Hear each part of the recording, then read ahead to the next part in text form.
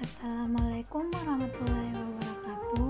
Perkenalkan, nama saya Grace Octaviana Markus, kelas B, Prodi Pendidikan Guru Pendidikan Anak Usia Dini, Fakultas Ilmu Pendidikan Universitas Negeri Makassar.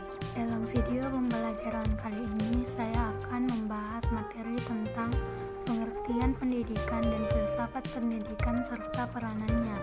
Dalam materi kali ini ada 4 poin penting yang akan saya jelaskan, yaitu pengertian pendidikan, seluk-beluk filsafat pendidikan, pengertian filsafat pendidikan, dan peranan filsafat pendidikan.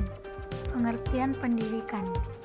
Dalam kajian dan pemikiran tentang pendidikan, terlebih dahulu perlu diketahui dua istilah yang hampir sama bentuknya dan sering digunakan dalam dunia pendidikan, yaitu pedagogi dan pedagogik.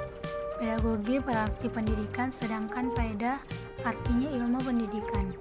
Guthrie Hampson berpendapat bahwa pendidikan merupakan pengaruh lingkungan atas individu untuk menghasilkan perubahan-perubahan yang tetap di dalam kebiasaan tingkah lakunya, pikiran, dan sikapnya.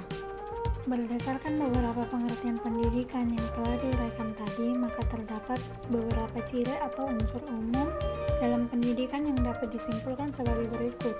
Pertama, pendidikan mengandung tujuan yang ingin dicapai, yaitu individu yang kemampuan dirinya berkembang sehingga bermanfaat untuk kepentingan hidupnya, baik sebagai seorang individu maupun sebagai warga negara atau warga masyarakat.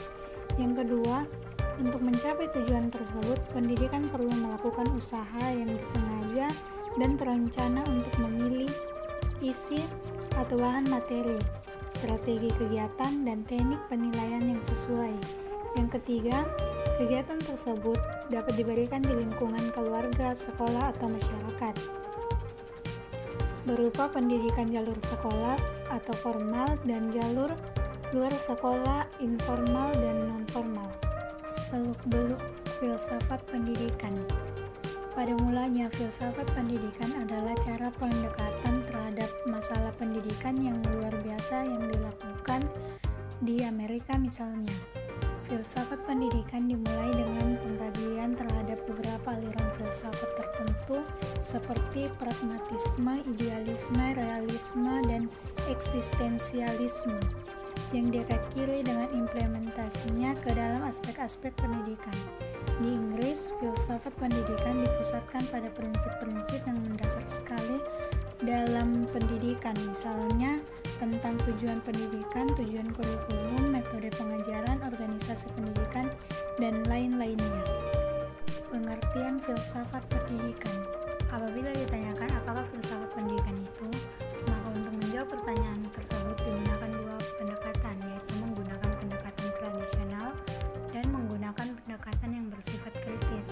Pada pendekatan pertama digunakan untuk memecahkan problem hidup dan kehidupan manusia sepanjang perkembangannya, sedangkan pada pendekatan kedua digunakan untuk memecahkan problematika pendidikan masa kini. Pertama, filsafat pendidikan bermakna sebagai filsafat tradisional. Filsafat pendidikan dalam arti ini dan dalam bentuknya yang murni telah berkembang dan menghasilkan berbagai alternatif jawaban terhadap berbagai pertanyaan filosofis.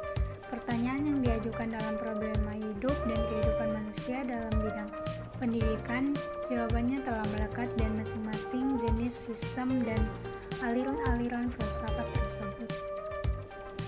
Yang kedua, filsafat pendidikan dengan menggunakan pendekatan yang bersifat kritis. Dalam pendekatan ini, pemikiran logis mendapatkan tempat utama. Pertanyaan-pertanyaan yang diajukan dapat disusun dan tidak tingkat periodisasi waktu, serta dapat menerapkan analisis yang dapat menjangkau waktu saat ini dan masa akan datang. Demikian pula alat yang digunakan untuk menemukan jawaban secara filosofis terhadap pertanyaan filosofis. Cara analisis dalam pendekatan filsafat yang bersifat kritis yaitu analisis bahasa dan analisis konsep. Analisis bahasa adalah usaha untuk mengadakan interpretasi yang menyangkut pendapat atau pendapat-pendapat mengenai makna yang dimilikinya. Sedangkan analisis konsep adalah suatu analisis mengenai istilah-istilah atau kata-kata yang mewakili gagasan atau konsep. Peranan filsafat pendidikan. Dalam upaya memajukan kehidupan suatu bangsa dan negara sesuai dengan tujuan pendidikan yang telah ditetapkan, maka di dalamnya terjadi proses pendidikan atau proses belajar yang akan memberikan pengertian, pandangan, dan penyesuaian bagi seseorang atau si terdidik ke arah kedewasaan dan kematangan. Adapun perbandingan pengaruh dan beberapa ide filsafat dalam pendidikan dapat diketahui melalui sejarah pendidikan, antara lain tersimpul dalam pandangan-pandangan berikut ini. Yang pertama, aliran empirisme. Kata empirisme berasal dari kata empire yang berarti pengalaman. Tokoh aliran ini adalah John Locke, seorang filosofi bangsa Inggris. Ia berpendapat bahwa anak lahir di dunia ini sebagai kertas kosong atau sebagai meja berlapis lilin yang belum ada tulisan di atasnya, sehingga aliran ini disebut juga dengan nama aliran tabula rasa. Kertas kosong atau meja berlapis lilin itu dapat ditulisi sekehendak hati penulisnya. Yang kedua, nativisme dan naturalisme. Nativisme. Aliran ini adalah penganut salah satu ajaran filsafat idealisme, tokoh Arthur Schopenhauer, yang berpandangan bahwa faktor pembawaan yang bersifat kodrat dan kelahiran tidak mendapatkan pengaruh dari alam sekitar atau pendidikan sekalipun, dan itulah yang disebut kepribadian manusia. Selanjutnya, naturalisme. Seorang filsuf bangsa Prancis mengemukakan pendapat dalam bukunya yang berjudul Emile, bahwa semua dalam keadaan baik pada waktu datang dari tangan Sang Pencipta, tetapi semua menjadi buruk di tangan manusia. Yang terakhir, teori konvergensi. Teori atau aliran konvergensi ini ingin mengkompromikan dua macam aliran yang ekstrim, yaitu aliran empirisme dan aliran nativisme. Tokoh aliran ini adalah William James, seorang ahli pendidikan bangsa Jerman, yang berpendapat bahwa pembawaan dan lingkungan sama pentingnya. Kedua-duanya sama berpengaruh terhadap hasil perkembangan anak didik. Hasil perkembangan dan pendidikan anak tergantung kepada besar kecilnya pembawaan serta situasi lingkungannya.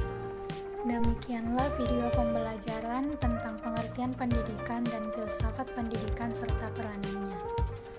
Mohon maaf jika ada kesalahan dalam video ini. Sekian dan terima kasih.